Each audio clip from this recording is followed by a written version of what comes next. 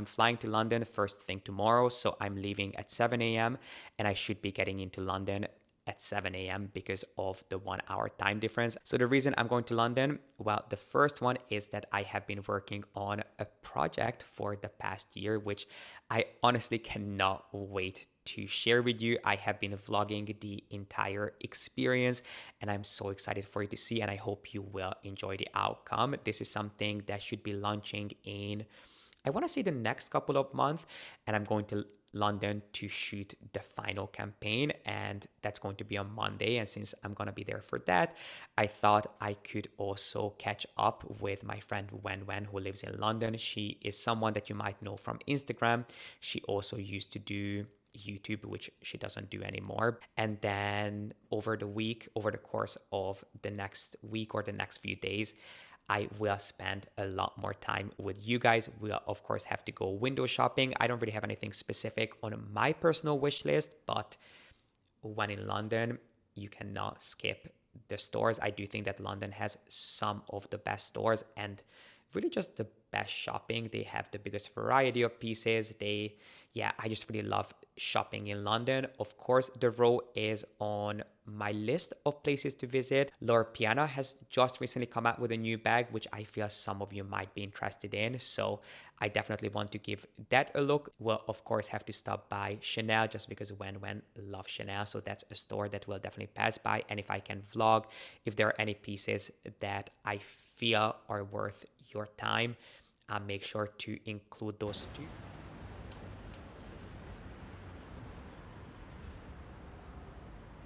I started Tuesday morning with another run in Hyde Park, and then I did my ultimate comfort activity, which is grocery shopping. If you thought I get excited about designer shopping, wait until you see me in a grocery store, because one of my most favorite things while traveling is checking out all the local supermarkets and bodegas. In fact, the first place I dragged Wen and her fiance to was Whole Foods. But enough about my quirks. After a lovely Vietnamese lunch, we decided to head to Selfridges, which you would have seen clips from if you saw part one of my London vlog. And as I mentioned there, one of the things that I was interested in looking at was a potential school bag. I did show you a Miu Miu bag that I quite liked, and then the other piece that I briefly considered was the Balenciaga, I believe it's called the Rodeo bag, which is one of their latest launches, and I actually really like the look of this bag. It's available in 3 different sizes, in size small, medium, and large, and I believe they have just launched a duffel version of it. But if I was to get this bag, I would personally go for the large size, which it does remind me of the Kelly bag, but it feels a lot more relaxed, laid back, and effortless to me than a Kelly bag does. I like the fact that it features a similar top handle, but the top handle is significantly longer, which means that you can carry it comfortably over your shoulder. Similar to the Kelly bag, it also comes with a removable shoulder strap. You do have the twist closure on the front, but it is lacking the sangles, which I think is a good thing, because as much as I love the look of the sangles, they can get in the way sometimes. So to me, this bag just feels a lot more effortless, casual, and it just feels like a bag that you want to use and abuse, and the fact that it is less than half the price of the Kelly bag means that it's not a piece that you would have to worry about too much. And I almost forgot, but you also get 2 pockets on the back, which again just add to the user friendliness of the bag. I did not buy this bag in London, but it is something that I am still thinking about. If there's one thing that I could point out as a con, obviously it is a pricey bag, so I think the large size is around 4,500 euros. So it definitely is an expensive bag. But one thing that I would say is that the leather doesn't feel very luxurious. In fact, it feels kind of plasticky and almost vinyl-like. And I have no doubt that these bags will really quickly start popping up on the pre-loved / secondhand market for a fraction of the price. So maybe I'll hold out a little bit longer, but it is something that has been on my mind, and it's actually been quite a while since I saw a bag that captured me as much as this one has.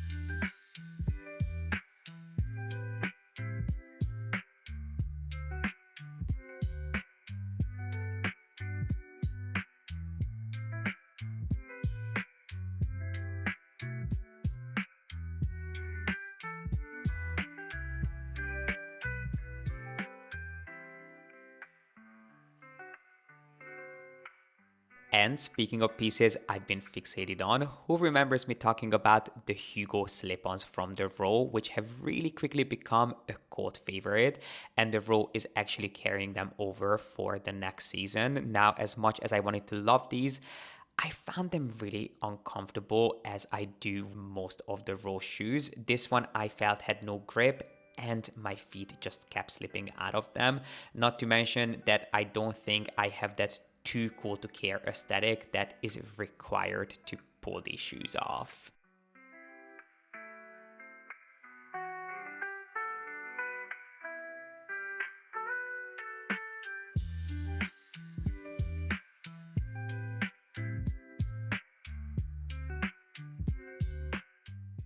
Off we go to Chanel, and I would love for you to guess in the comments how much you think this chain embellished cardigan costs, because when guessed £18,000, I assumed it would be closer to 12,000, but to both of our surprise, this can be yours for the humble price of just over £7,600, which is of course an insane amount of money to spend on a cardigan, but I feel like we're so jaded by Chanel's insane prices at this point, but it was certainly quite a piece, and they seem to have a lot of vintage inspired pieces. Something that I was really excited to try was this black sweater with the Chanel CC detail on the shoulder, which I wasn't sure if I was going to like, but to be really honest with you, I really quite liked it. Unfortunately, they did not have it available in my size. The size that I'm trying here is a 40, which honestly did not look too bad, but I felt it had just a little bit too much material in the body. When pre-ordered this, I think she got the cardigan version because they're doing this CC detail on a ton of different pieces, from shorts through cardigans all the way to sweaters in a few different colors, including gray, black, and I think there might be a hot pink too. What do you guys think about this sweater? I think it was just over £3,300, which again is a lot of money to spend on a sweater, but I was quite surprised. I thought it would have been a lot more because of all the hardware, and I do think it is a sweater that I would get a ton of wear out of. So this is being added to my wish list, but as I mentioned, there are several different versions of it, and since I was already here, I did ask if they had any more black, more simple pieces. Something that they showed me was this denim jacket, which was definitely way too over the top for me. I think it was from a couple of seasons ago, but they still had a few of them available, and to be honest, it looked a lot better on than it did on the hanger. It's not something that I would invest in because of the camellia and all the CC, but it was again a lot more flattering than I thought it would have been. And then I also tried this tweed jacket, which at this point is just a little bit too feminine for my liking, but regardless, it was an incredibly beautiful piece, and no one does tweed quite like Chanel does.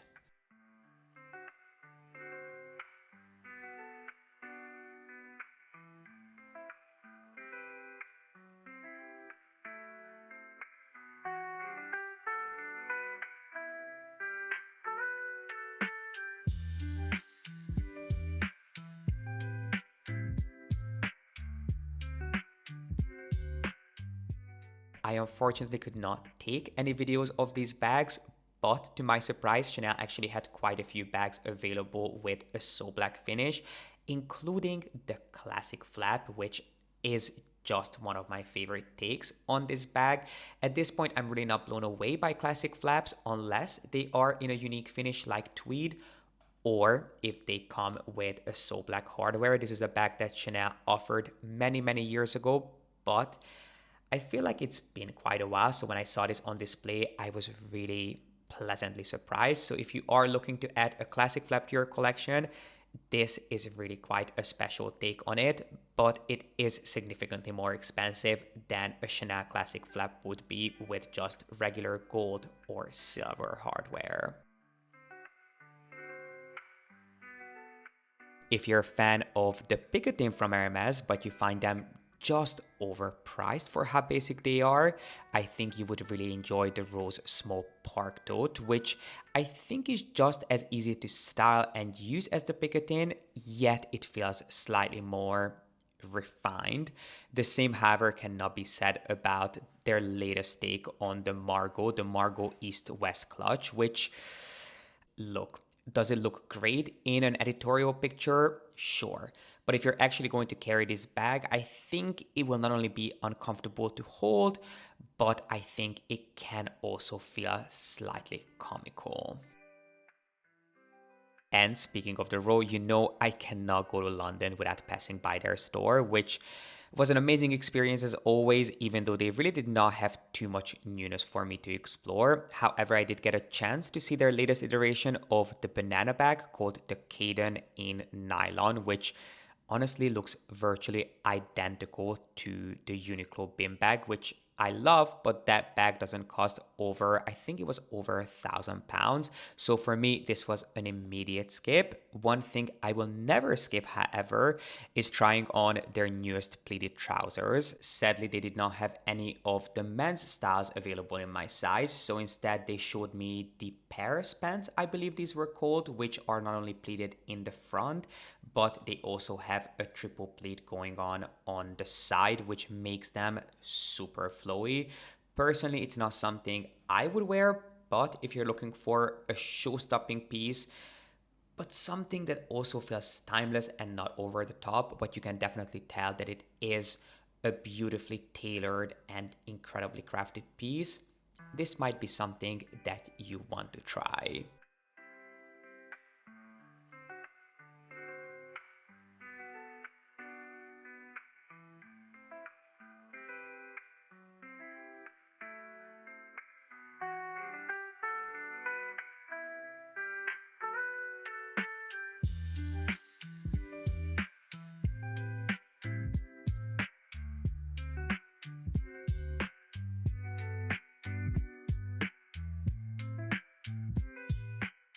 The Igor pants are nothing new, but I have never tried them in navy blue. These are essentially the same idea as the Marcello pants in the men's collection, except the Igor are obviously part of the women's collection and they are slightly more high-waisted, but it is really something that you can pull off. So it just really depends on your preference, how high-waisted you want your pants, and what size is most suitable for you, because obviously the Igor is available in smaller sizes. So this was, I think, a size 0, and they are just a great classic to invest in if you are looking to up your tailoring game.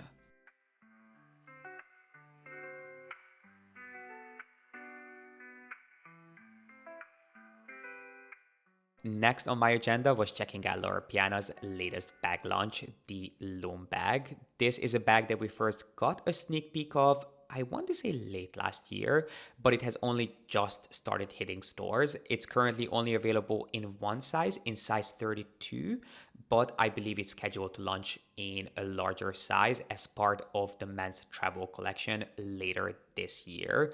Now, if you've been with me for a while, you'll know that I've been obsessed with Loro Piana bags for years, way before the whole quiet luxury craze, purely because of the quality of materials used, the attention to details, the timeless styles, and most importantly, the impeccable craftsmanship. In fact, I did a deep dive into the world of Loro Piana bags, which if you have not seen, I'll make sure to have that video linked down below for you. But circling back to my main point here, which is the Loom bag, which as expected, did not disappoint. It felt like a really elegant mix of the garden party and the Birkin. And I feel that if you find the garden party too casual, but a Birkin too formal or cumbersome, this would be a great understated compromise. It's available in several different leathers and a huge range of neutral shades with 2 different locks, because similar to the Birkin, you can choose to tuck the flap inside the bag or fully seal it and lock it with one of the 2 locks that you're given. It also comes with a removable pouch, and the only con that I can think of based on my limited experience is that the metal bar the flap is attached to does make this bag quite weighty, which is actually where the name comes from. Don't get me wrong, it does make this bag feel incredibly substantial, but your arms will be paying a hefty price for it.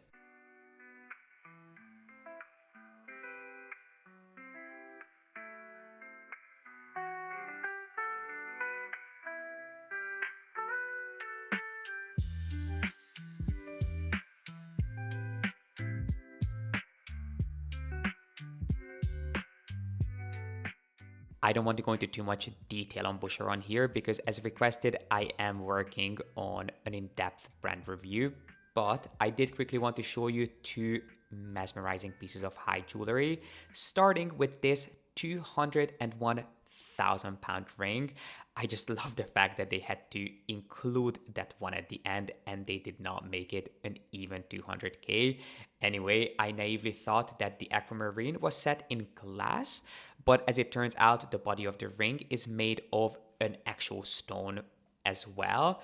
And then the second ring might not be quite as head turning as the previous ring, at least it's not quite as over the top, but this shade of green is one of the most vivid shades I have ever seen, and this is coming from someone who is slightly colorblind. But this actually brings us to my last day in London.